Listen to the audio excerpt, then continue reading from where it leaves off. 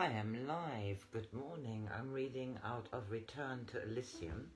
I am now in the second part of this book. It is the life of Joan Grant as Lucina in the second century BC. She has gone from Elysium to Rome now. She was on Elysium for 4 years, being mentored by Asclepius. We are now on chapter 6, The Slaves. With decreasing success, I tried to pretend that Porgius had not changed my valuation of myself.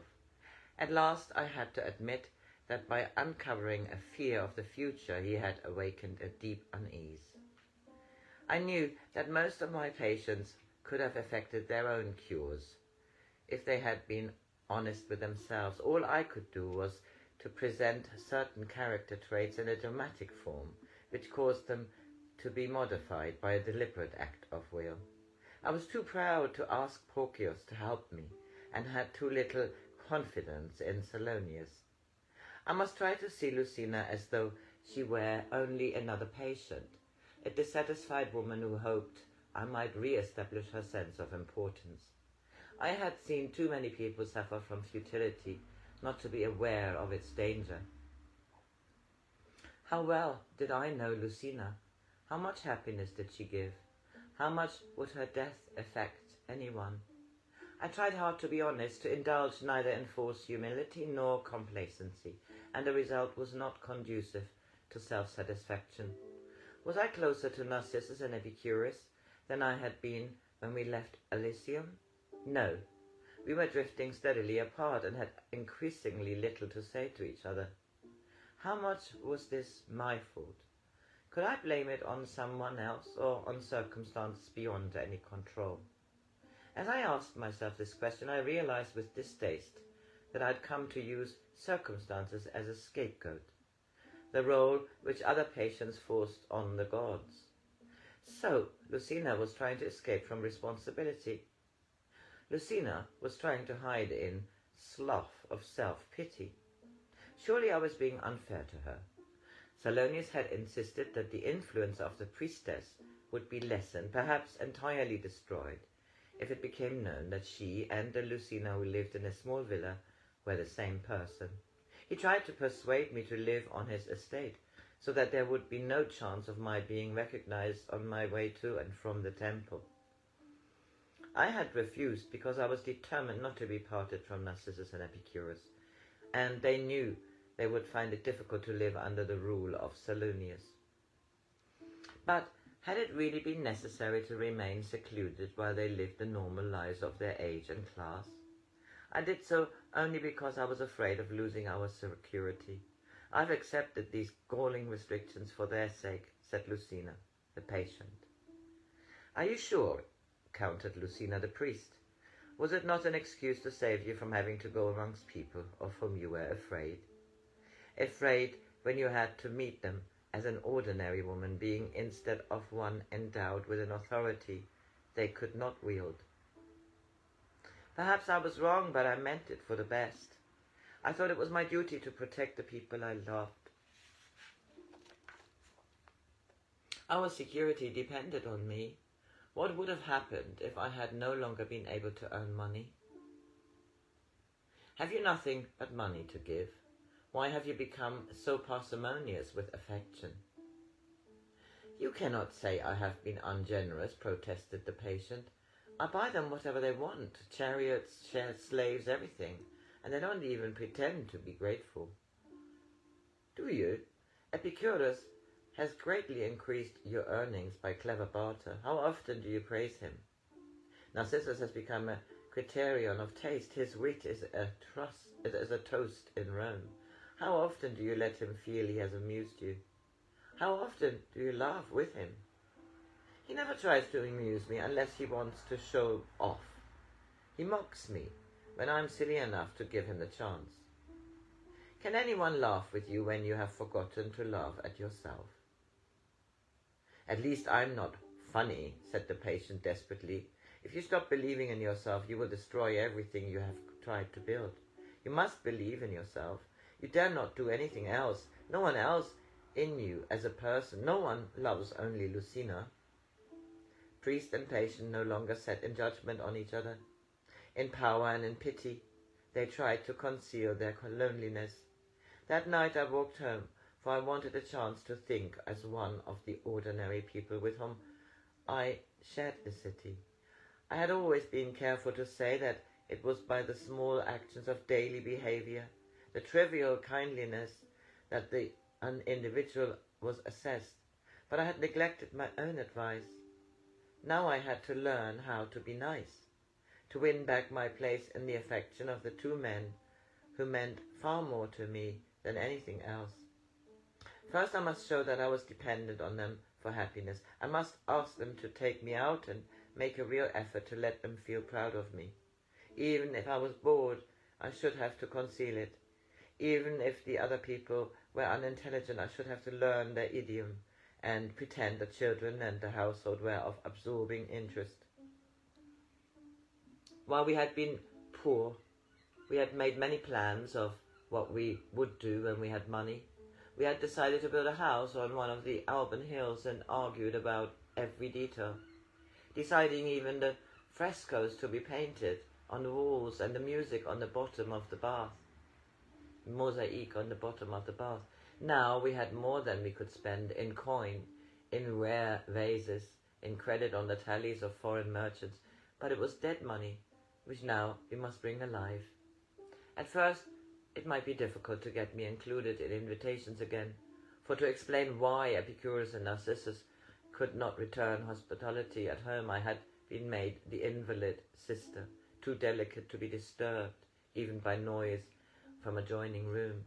I should have to produce a good reason for such a sudden return to health.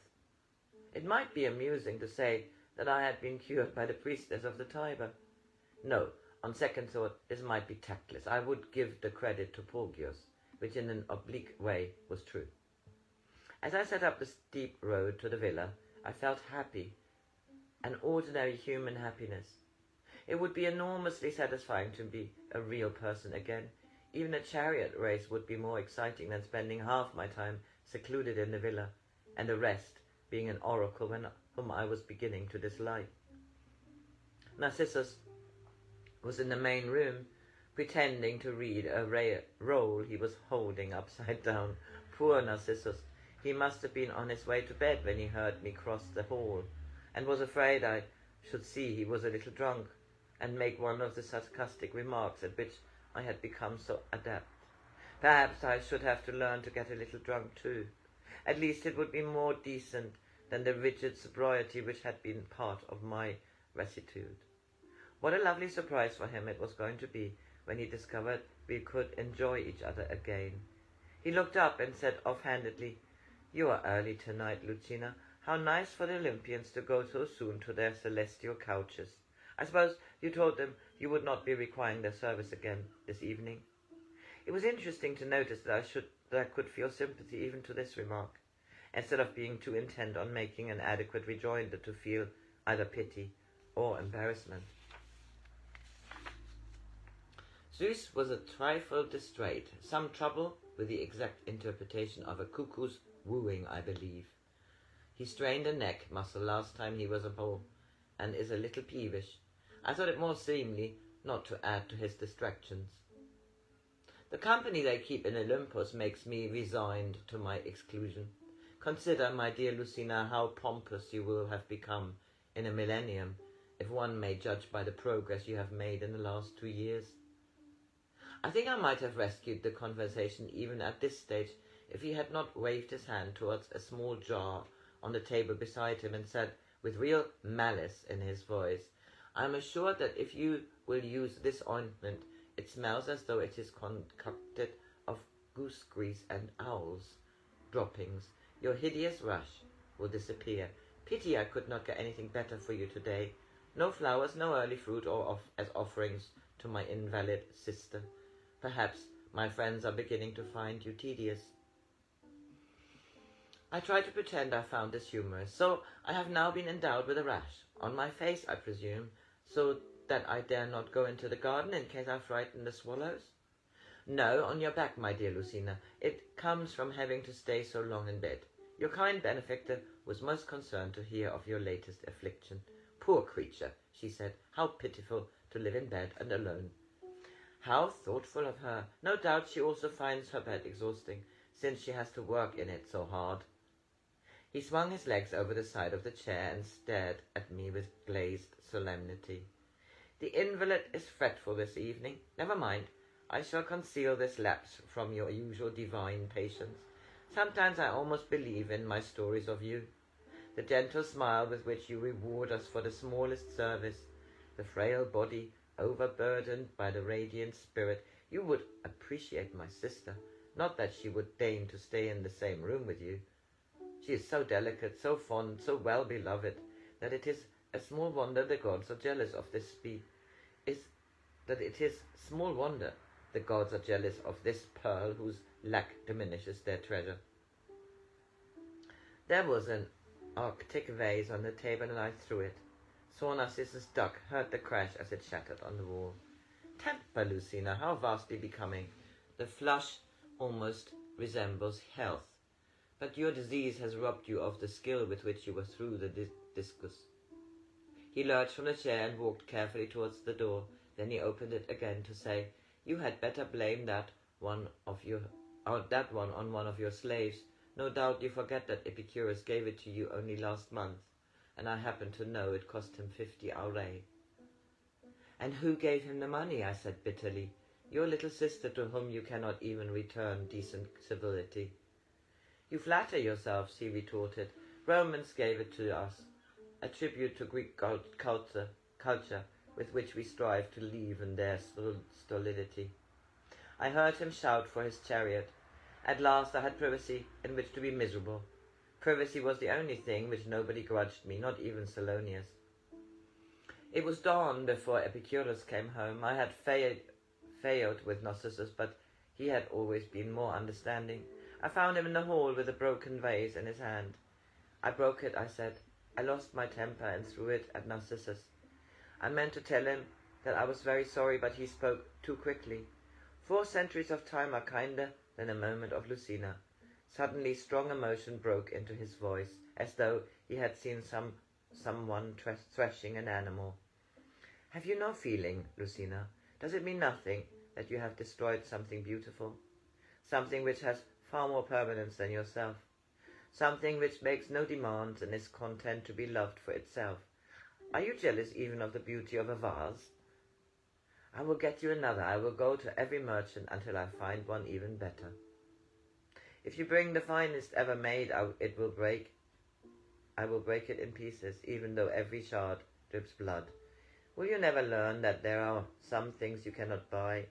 You can buy mosaics, they won't mind how much you tread on them. But even a priestess is not rich enough to buy hearts to walk on. I ran after him, but he banged the door in my face, and I heard the bolt drive into the socket.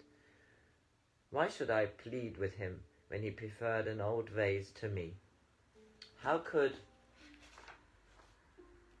I expect any other treatment from a man who boasted that the only real value was in things? For the first time I was really afraid of unhappiness. Unless I could cure myself, I should get ill. Already I often found it difficult to sleep. I knew that happy people are seldom ill, nor are they destructive or cruel. It is natural for them to be kindly. Was that the matter? Was I so lonely because I had forgotten how to love? In Elysium I had tried to win love by commanding respect. In Rome I had thought I should gain love through power. If Epicurus was here, he would be able to help me. If Euripides was here, he would be able to help me. He had so often warned me of the danger of being caught up in one of the roles. He might be able to rescue me from the priestess and so free Lucina. He had been right. The dramatist knew more than the philosopher or the physician, and much more than the priestess. I must write at once and implore him to come to Rome. The matter was far too important to be entrusted to a shipmaster. Which slave should I send with a letter? Menander, who looked after the horses. He was more intelligent than the others. He would find Euripides even if he had left Elysium and gone to one of the islands or to Alexandria. Suddenly I remembered hearing Asclepius say, "You can never ask a favor you are not prepared to grant." I had recognized that Lucina had become a slave to her desire for power, but she longed to be free. It was no longer decent for me to be served by slaves. Narcissus and Epicurus might find there was no one to cook their food or wait on them. If we had to do our own work, it might be easier to recapture the lost friendship. Or if they insisted on buying new slaves, they would at least have to realize that the power to do so had been given by me. Instead of calling for Tyro, I went to find him. He was in the kitchen watching Portia, the cook, prepare a dish of crayfish. "Tyro," I said, "will you ask everyone to come to the vine pergola? There's something important I want to tell you all." Portia stared at me in astonishment, furtively wiping her hands on the towel she had tied around her waist to protect her tunic. The tunic belonged to me. She was afraid of getting it soiled, because it was her duty to protect my property. She owned nothing, not even herself. The slaves assembled. The old man who looked after the garden was rubbing his hands together as though trying to rid them of the ingrained earth. Portia seemed close to tears, her lips pressed into a thin line to stop them trembling. Tyro stood apart from the others, betraying his anxiety only by a nervous twitching of the eyelid. They were afraid that I was going to make them more unhappy. They thought I had decided I could afford better slaves, and had summoned them to hear they could expect to be sold at any time convenient to myself. A tear crawled down my face. At least I had the decency not to try to conceal it. "Please don't be frightened," I said. "I have been cruel to you all, but I ask you to believe it was only because I was ignorant.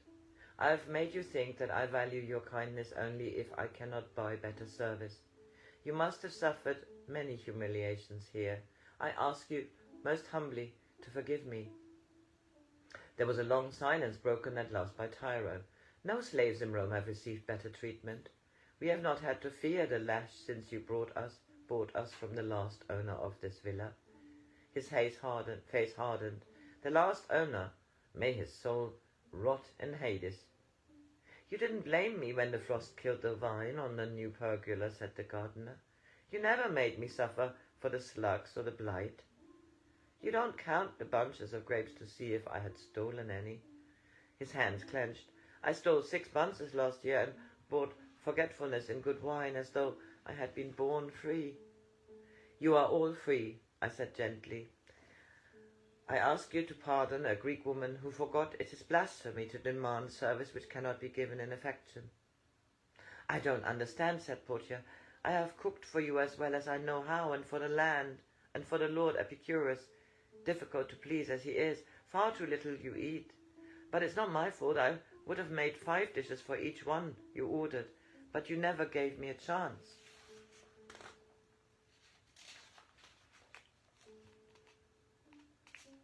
She began to weep, wailing to the gods to defend her from the unreasonable complaint of foreigners. I took her by the hand and drew her down on the bench beside me. "Portia, listen to me. I'm not angry. I'm only trying to explain that I am sorry." I looked up at the gardener. "My ingratitude could have been a real blight on the plants. Thank you for defending them. I ask you all to forgive me for being such a fool as to think that one person can own another." "What do you mean?" said Tyro. "In the names of the gods, tell us what you mean. What you mean?" "I give freedom to you all, and each of you shall have 300 aurei." "I shall get drunk," said the gardener, superbly drunk twice every month. "I shall buy a strip of land below here and get drunk on my own wine." He looked at me, strong and belligerent. "When I am no longer a slave, shall you try to keep me out of this garden? You don't understand this ground. No one understands it except me. It is your garden more than it has ever been mine. What have I ever done for it, except to pick the flowers which grew for you? I will bring the lower slope into your province. It will be glad to have so kind a master as yourself." "A free man," said the gardener. "It will be good to be free, so long as you don't try to send me away." This will always be your home unless you choose to go. I shall stay too, said Portia. I've got used to foreign cooking, and I don't like Romans any more than my mother did when they brought her here. I was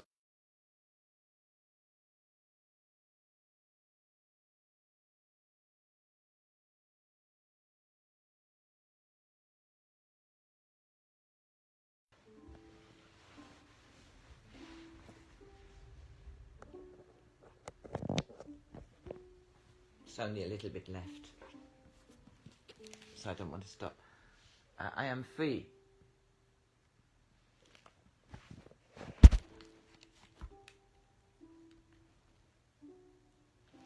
Sorry, I'm just cleaning my glasses. We have to finish it. It's too good to stop.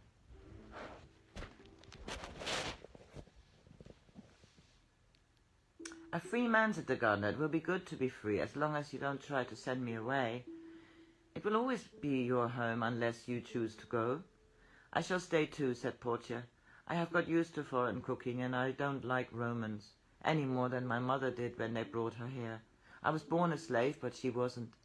She stared at me and then said slowly, I'm free. I can't believe it yet, but I'm free. She began to laugh, cried at the same time, covered her face with her hands and ran towards the kitchen. I started to follow her. Tyrell put his hand on my shoulder as a friend would do. I suggest that the Lady Lucina leaves Portia alone to realize her incredible good fortune. Thank you, Tyrell. I shall think of you often. Remember your many kindnesses. I hope it will never be necessarily only to remember. You still require a steward who will always be proud to guard your interests. You mean you don't want to go away? None of us want to go, said Menander. We have been happy here even as slaves. We shall be still happier even when we stay here from choice. Surely the two boys who carried your litter could not feel the same inexplicable loyalty. They were standing beside each other, the one very dark, the other with red hair, which showed he was also an alien in Rome. Don't you want to go? I said. You will have 300 aurei, enough to buy land, even to buy a slave if you want one. The dark boy threw away the whip of straw which he had been nervously twisting between his fingers. I want to stay with the horses. I love horses, and yours would never be properly looked after by anyone else. I shall use my money. I want to drive a chariot in the circus. He held himself very straight. Whether I wear the red or the white, it will be your colours that win, Lady Lucina. And if I'm hurt, I shall not... And if I'm hurt, I shall not have stolen my health from my owner. Wait until I feel a quadrix in hand. You will never regret I am free. Quadriga. The Lady Lucina is tired, said Tyrell. She must rest before going to the temple. I speak for us all when I say we are honoured to serve the priestess of the Tiber. He dismissed them with a gesture. I might give them freedom, but to Tyrell they were still the obedient servants of his stewardship. So Tyrell had not been deceived by the excuse that I went to the house of Salonius because he was my physician, and I was helping him to translate a manuscript into Greek. So you know I am also the priestess? He smiled. The Lady Lucina can now share the knowledge of other freemen. No patrician has discovered the identity of the oracle. The slaves know it, but they do not gossip except among their own kind. We know much about you that even the Lord Narcissus has never guessed. We rejoiced every time you diminished a tyrant, and we tried in our own way to show sympathy, to give you strength to fight in our cause. Did you never guess why Portia made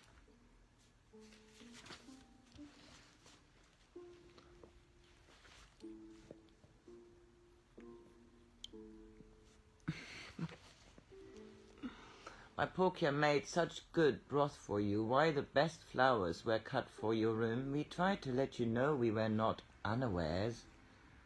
I took your kindness for granted. I was too ignorant, too blind to be really grateful. But we are grateful, he said gently. We have never ceased to notice the charities which to you seem natural, to you who were not born in Rome. And I was too arrogant to be comforted. The slave is deprived of everything except insight. Although no patrician would accept it, I believe that when the gods judges a man's soul, they are not deaf to the verdict of his slaves. To us, you have never been only a foreigner of a priestess. We have seen and loved the person, and sometimes regretted that the person was not always ascendant. I will try to remember the person, I said, and for the first time knew that meaning of humility. Goodbye.